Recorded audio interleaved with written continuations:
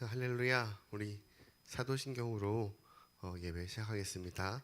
전능하사 천지를 만드신 하나님 아버지를 내가 믿사오며 그 외아들 우리 주 예수 그리스도를 믿사오니 이는 성령으로 잉태하사 동정녀 마리아에게 나시고 본디오 빌라도에게 고난을 받으사 십자가에 못 박혀 죽으시고 장사한 지 사흘 만에 죽은 자 가운데서 다시 살아나시며 하늘에 오르사 전능하신 하나님 우편에 앉아 계시다가 저희로서 산 자와 죽은 자를 심판하러 오시리라.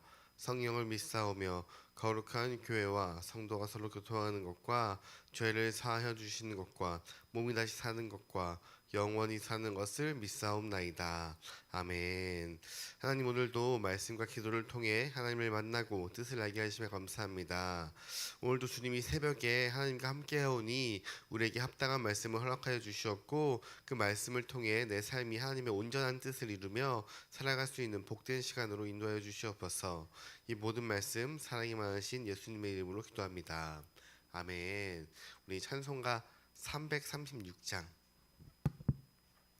찬양되어 있습니다. 환난과 핍박 중에도 찬양 드리겠습니다.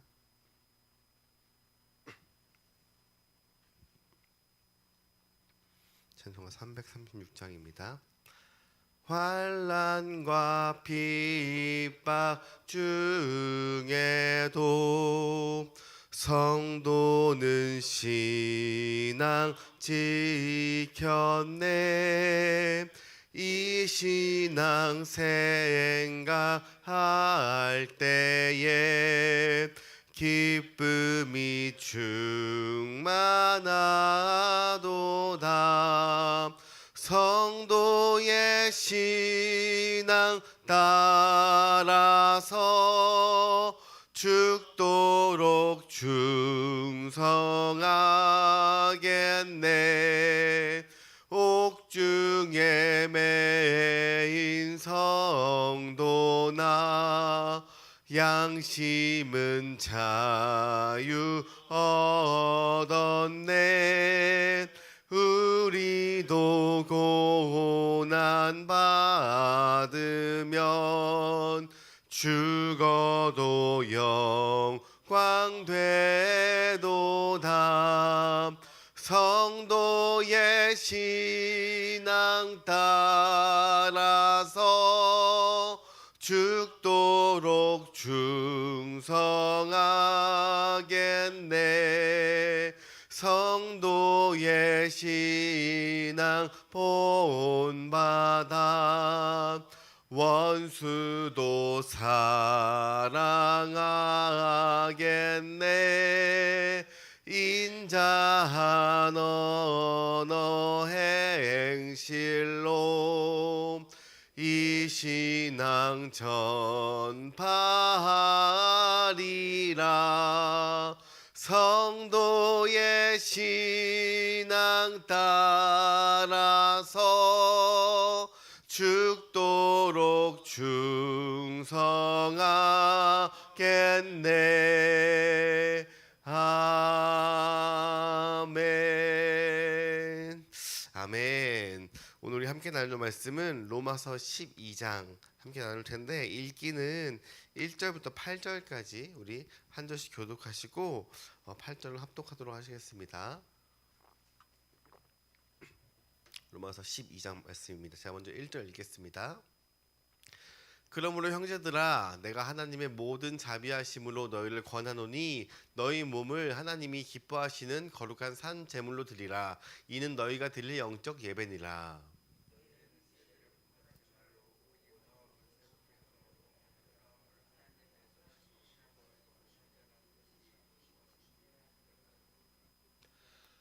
내게 주신 은혜로 말미암아 너희 각 사람에게 말하노니 마땅히 생각할 그 이상의 생각을 품지 말고 오직 하나님께서 각 사람에게 나누어 주신 믿음의 분량대로 지혜롭게 생각하라.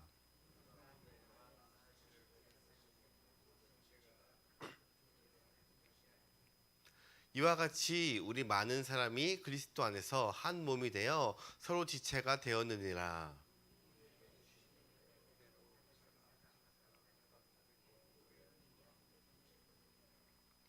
혹 섬기는 일이면 섬기는 일로, 혹 가르치는 자면 가르치는 일로, 혹 위로하는 자면 위로하는 일로, 구제하는 자는 성실함으로, 다스리는 자는 부지런함으로, 긍휼을 베푸는 자는 즐거움으로 할 것이니라.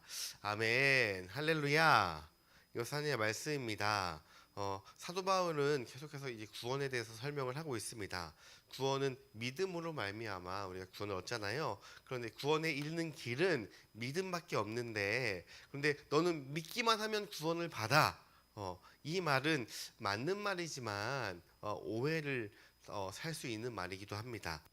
다른 행위나 다른 모든 것을 다 배제하고 너는 믿기만 하면 구원을 받아. 이 말은 우리가 이 말을 바르게 이해하려면 우리가 여태까지 봤던 로마서 1장부터 의 내용을 알아야 우리가 오해하지 않고 신앙생활을 할 수 있는 것입니다. 그래서 사도 바울은 아직 이 로마에 가지 않았지만 로마 교회에 편지를 쓰면서 자기가 여태까지 복음을 전하면서 여러 교회에서 경험했던 것들에 대한 오해들, 그러니까 복음을 1차, 2차 전도 여행을 통해서 복음을 전했더니 이러이러한 오해들이 생긴 것을 보고 로마 교회는 이러지 않았으면 좋겠다는 심정으로 이 오해들을 다 설명을 했어요. 1장부터 8장까지 다 설명했습니다. 우리가 왜 죄인인지에 대해서, 구원받기 위해서는 우리가 선행되어야 하는 것, 우리가 왜 죄인인지에 대해서 설명을 하고, 율법에 나온 것도 죄지만 우리가 하나님과의 관계가 끊겨서 하나님과 화평이 누리지 못하는 것들, 우리의 신분이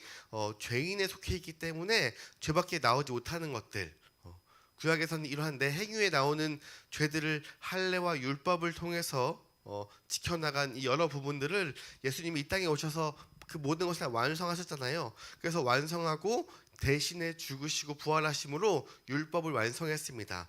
우리가 그것을 믿으면 더 이상 죄 가운데 억눌려 있지 않고 우리가 하나님의 소속이 되어서 하나님과 화평하게 살 수 있는데, 그런데 이제 9장부터 이제 11장까지는 이러한 복음을 전했을 때 유대인들이 자신이 여태까지 했던 그 선민의식, 우리는 선택받았다, 그리고 우리는 그 전부터 율법을 통해서 할례를 통해서 하나님과 먼저 믿었다라는 이런 것들 때문에 복음이 더 잘 들어가지 않고, 그리고 새로운 복음을 예수 그리스도가 와서 다시금 그것을 믿기만 하면 구원을 받는 것을 뭔가 부족하다고 느끼거나 이러한 것들에 대한 오해들을 쭉 풀어나갔습니다. 그리고 이제 오늘 본문 이제 12장부터는 우리가 그러니까 더 이제 구원받은 사람으로서 구원받은 이 구원을 누리며 사는 삶, 즉 우리가 성화의 삶을 살아야 하는데, 어떻게 이 하나님이 우리에게 주신 이 의를 실천하면서 살아야 하는가에 대한 이 실천 부분을 12장부터 16절까지 이제 16장까지 계속해서 실천 부분을 이제 나누려고 합니다. 그래서 오늘 12장 1절을 보시면, 그러므로 형제들아 내가 하나님의 모든 자비하심으로 너희를 권하노니 너희의 몸을 하나님이 기뻐하시는 거룩한 산 제물로 드리라. 이는 너희가 드릴 영적 예배니라. 우리를 하나님께서 기뻐하시는 거룩한 산 제물로 드리라고 이야기를 하고 있어요. 근데 산 제물 하면 어떤 게 떠오르시나요? 우리가 보통 산 제물 하면은 아브라함이 하나님이 아브라함에게 내 아들을 산 제물로 드리라라는 것이 제일 먼저 많이 떠오를 텐데, 그런데 이것도 정말 그 아들을 산 제물로 드리기 위해서 이 말을 했을까요? 아니죠.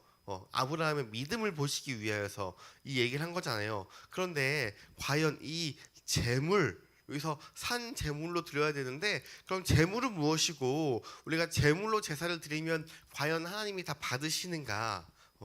우리가 제물로 드린 것은 하나님이 다 받으실까요?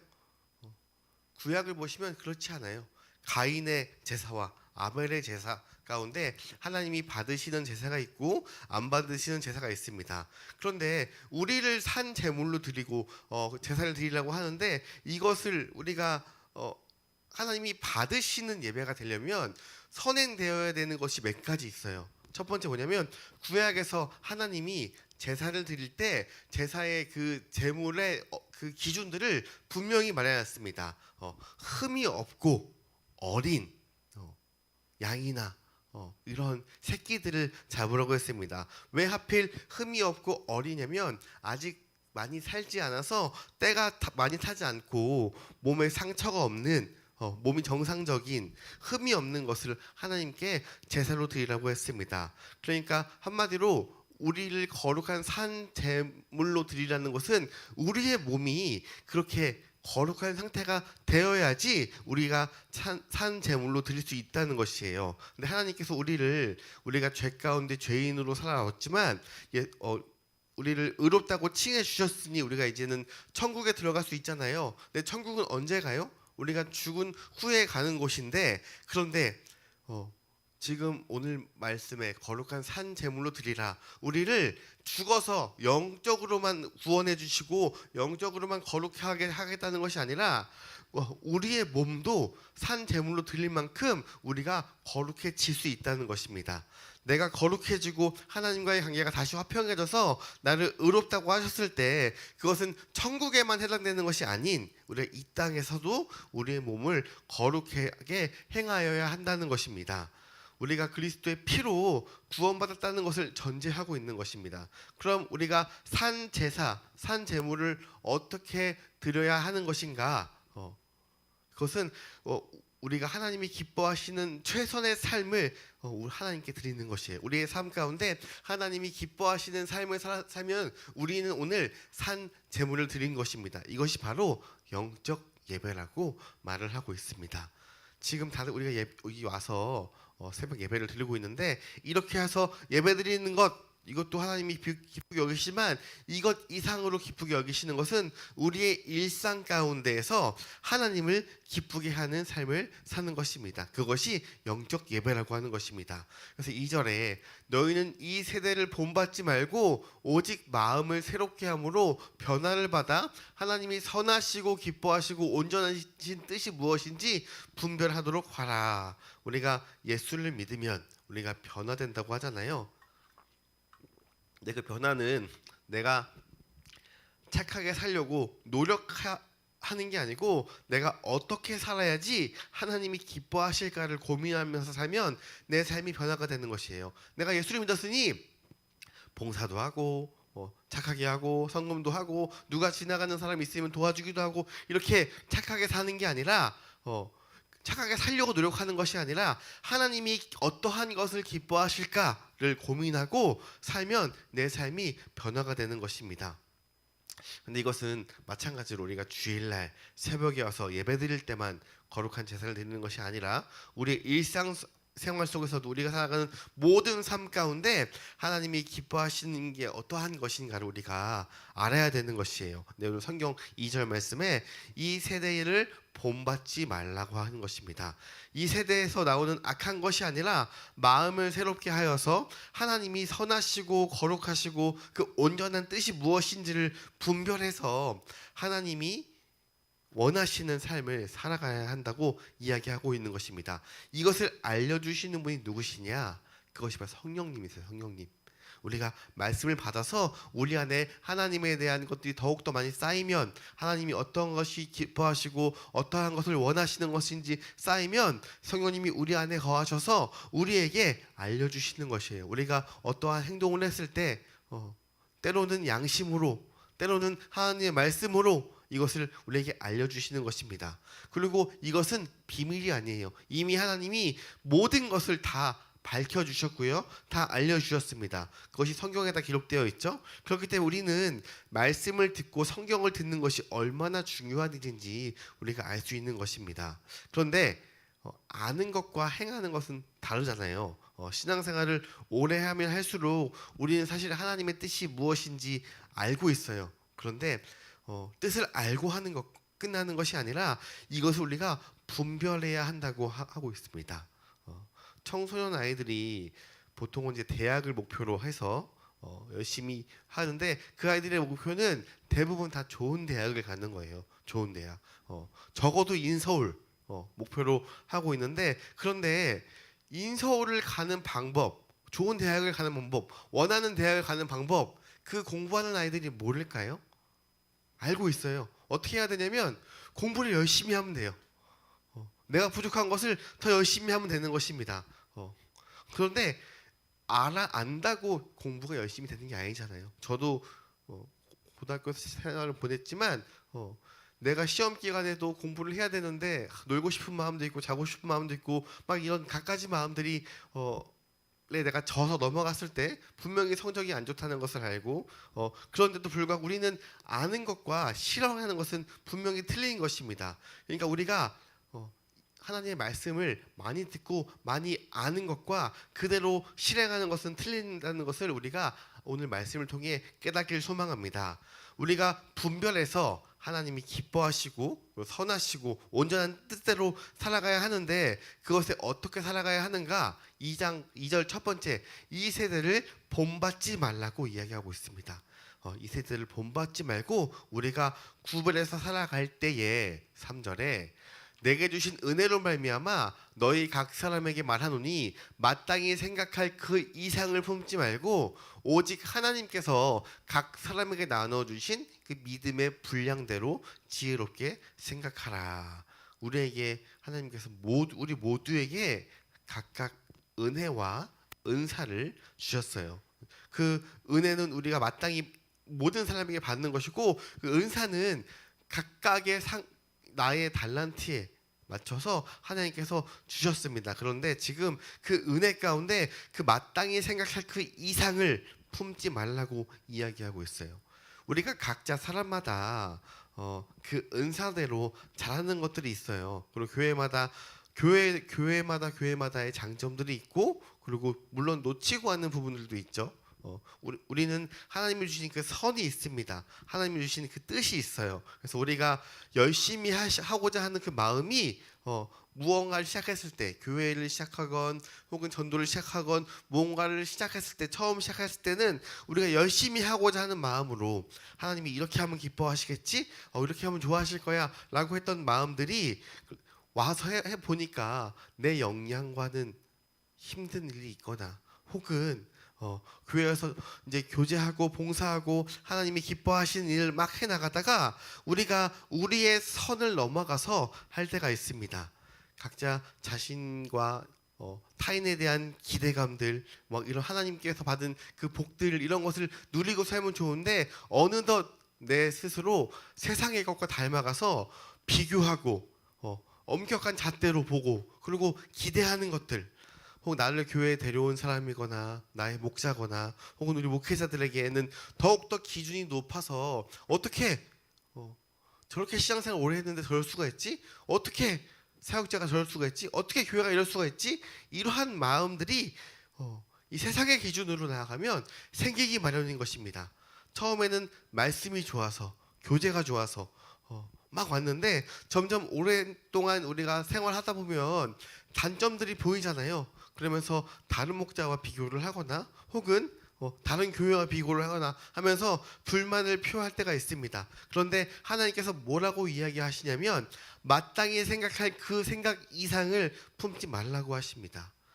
구약에서도 하나님이 안식일날 아무것도 하지 말고 거룩히 하나님만 섬기라 라고 했는데 그런데 이것의 근본적인 것들은 무엇이냐면 출애굽하기 전에 400년이 넘는 시간 동안 이 이집트 종살이 할 때에 그들은 노예 생활로 하루도 쉬지 않고 정말 너무도 많은 그 강도에 일만 했던 사람들에게 너희 이제 1년 내내 일하지 않고 거룩한 내 백성이 되었으니까 하나님께서도 이 세상을 만드실 때 6일 동안 일하시고 7일 때 쉬신 것처럼 너희들도 안식일날 아무것도 하지 말고 그냥 나만 찬양하고 나만 섬기고 하루 그냥 쉬면서 너희들 보내라. 그렇게 해도 너희가 나를 잘 믿으면 내가 너희를 잘 살게 해주겠다라는 그 하나님의 배려가 포함된 것입니다. 우리가 7일 일해서 돈 버는 것 물론 더 많이 벌 수 있죠. 그런데 그렇게 하지 않고 하나님께서 다 책임지실 것이니 너희가 하루 동안 쉬면서 안식일을 거룩하게 지켜라 라고 했던 그 하나님의 선한 의도가 나중에 어떻게 변질되었어요?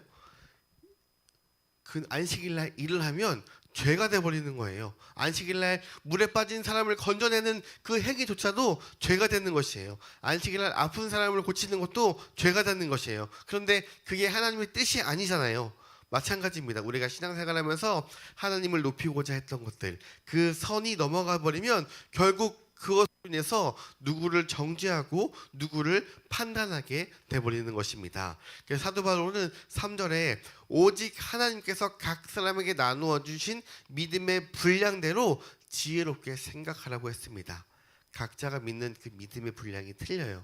우리가 신앙생활을 오래 할수록 더 높고 더 깊어지면 좋은데 우리가 이 세상에 살아가면서 신앙이 막 좋을 때도 있고 내려갈 때도 있고 올라갈 때도 있습니다. 왜냐하면 우리의 마음이 연약하여서 흔들리기 마련이에요. 그럴 때마다 저 사람은 교회를 저렇게 오래 다녔으면서 저거밖에 안 해?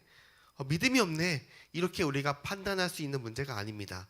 각 사람의 믿음대로 지혜롭게 생각하면 되는 것인데 4절에 우리가 한 몸에 많은 지체를 가졌으나 그 모든 지체가 같은 기능을 하는 것은 아니니 이와 같이 우리도 많은 사람이 그리스도 안에서 한 몸이 되어 서로의 지체가 되었느니라.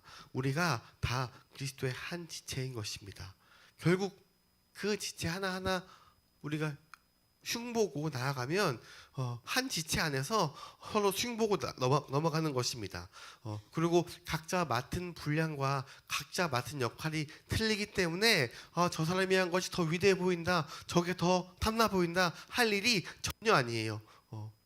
눈이 얼마나 많은 일을 해요? 얼마나 중요해요? 눈이 보이지 않으면 굉장히 불편하고 어렵지만 그만큼 눈이 굉장히 많은 일을 해야 한다는 것이에요. 은사를 많이 받을수록 그 은사를 더 많이 활용해야 하는 것입니다. 우리는 다 한 지체라는 것을 기억하고 6절부터 보시면 우리에게 주신 은혜대로 받은 은사가 각각 다르니 혹 예언이면 믿음의 분수대로, 혹 섬기는 일이면 섬기는 일로, 혹 가르치는 자면 가르치는 일로, 혹 위로하는 자면 위로하는 일로, 구제하는 자는 성실함으로, 다스리는 자는 부지런함으로, 긍휼을 베푸는 자는 즐거움으로 할 것이니라. 다 각자 맡은 은사대로 쓰임 받으면 되는 것입니다. 그런데 어떻게 쓰임 받아야 하느냐?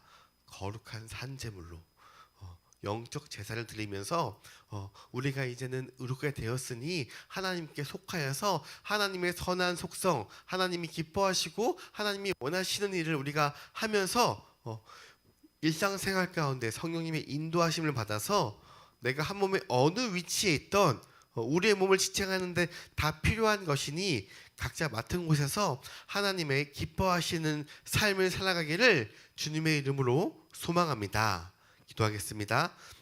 하나님 감사합니다. 오늘도 말씀을 통해 우리에게 하나님의 뜻을 알게 하시며 감사합니다. 하나님, 우리는 이미 하나님께 값없이 은혜를 받은 사람들이지만 우리의 마음이 연약하여서 가지지 못한 것에 원망하고 비교하고 남을 판단할 때가 너무도 많습니다. 하나님께서 각 사람의 지체의 쓰임대로 사용하시고 각 은사대로 활용하시고 믿음의 분량대로 지혜롭게 하시기 위해서 성령을 통해 우리에게 깨닫게 하여 주셔서 오늘도 주님이 주신 그 분량대로 사용하여 주시옵소서. 이 모든 말씀 사랑이 많으신 예수님의 이름으로 기도합니다. 아멘. 하늘에 계신 우리 아버지여, 이름이 거룩히 여김을 받으시오며 나라가 임하옵시며 뜻이 하늘에서 이룬 것 같이 땅에서도 이루어지이다. 오늘날 우리에게 일용할 양식을 주옵시고 우리가 우리에게 죄 지은 것을 사하여 준 것 같이 우리 죄를 사하여 주시옵고 우리를 시험에 들게 하지 마시옵고 다만 악에서 구하시옵소서. 나라와 권세와 영광이 아버지께 영원히 있사옵나이다. 아멘. 우리 여름 성경과 많은 기도와 후원 가운데 은혜 가운데 잘 마치게 되었습니다. 이 여름 성경학교를 통하여서 이제 오랜만에 교회를 다시 나온 아이들도 있고 처음 나온 아이들도 있는데 그 아이들 가운데 하나님을 만나고 그리고 공동체 가운데 선한 그 믿음의 아이들로 성장할 수 있도록 기도 부탁드립니다.